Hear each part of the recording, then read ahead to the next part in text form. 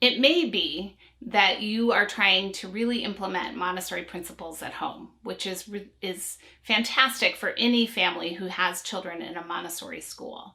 But it also may be that you are, in fact, making the decision to do homeschooling, where you will have your children at home and have them continue to that school experience at home. So either way, as you're thinking about how to support Montessori principles at home, there are some key things to keep in mind. First, remember that we believe firmly and trust completely in children's ability to construct themselves. Okay, remember when they were learning to walk, we didn't go enroll them in walking school. We trusted that capacity was going to develop. The same is true for any other intellectual capacity we're trying to support. So we have to have faith children will do it. We're just going to support that. So that's one key thing to keep in mind as you approach supporting your child learning at home. Another important component is to remember that when we are offering children additional information or trying to get them interested in something, we are applying this idea of a key. We are offering them a key to unlock a door. We want to ignite their interest, but we're not going to give them a dissertation on something we find fascinating. We're offering keys. And the younger children are in the elementary years, the more we need to just offer keys and not necessarily worry about how much is happening after that. And Montessori tells us to sow seeds is another metaphor. We're sowing a lot of seeds and they'll grow at different times. So that's an important component. We're not trying to just impose a curriculum, we're offering keys. Another thing to keep in mind is that children learn best when they are in collaboration with adults. So as you're approaching learning at home, you need to build a collaborative relationship with your child. We're working on this together. And that is a collaboration based in mutual respect.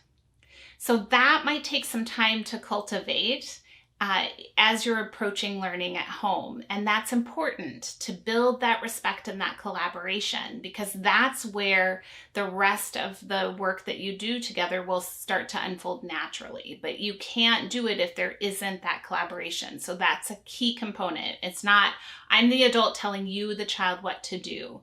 It's that we are working together to help you learn.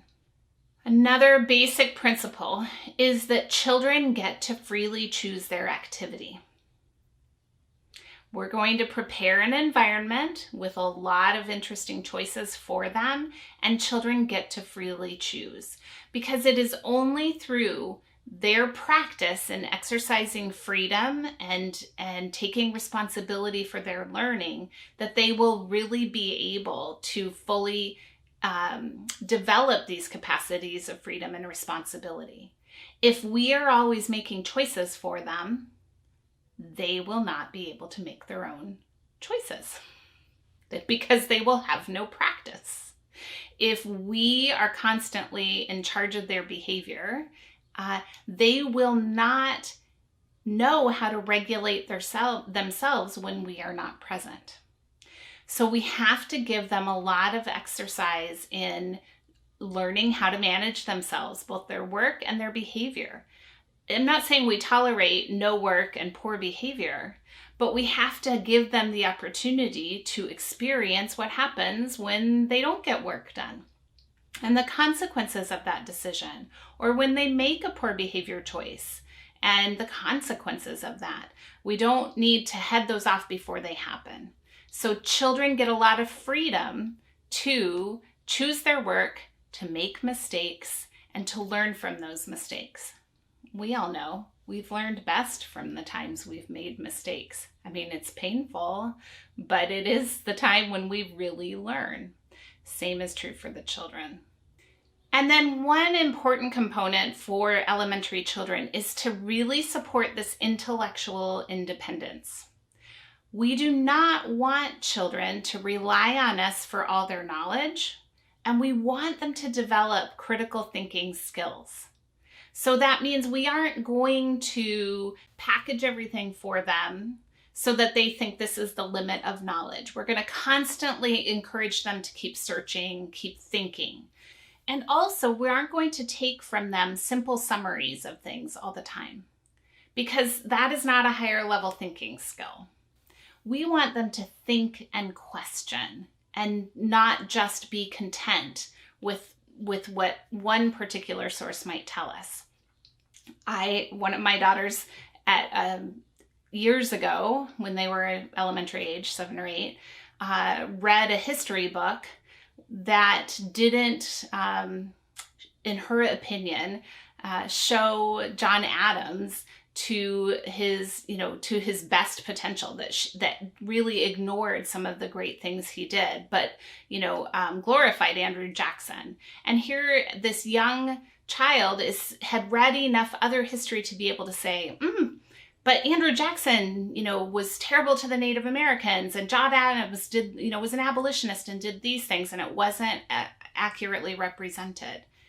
This is the kind of thinking we want to promote. We want to expose children to a variety of sources, and we want them to think critically and come to some conclusions. And so we have to be sure that we're always encouraging that deeper reflection and questioning them. So as we look at a culture of homeschooling in your home, think about ways you can provide that freedom, that intellectual independence, that that curiosity and excitement, and that you're not doing too much as adults. And we'll talk more about how to do a lot of that in the home.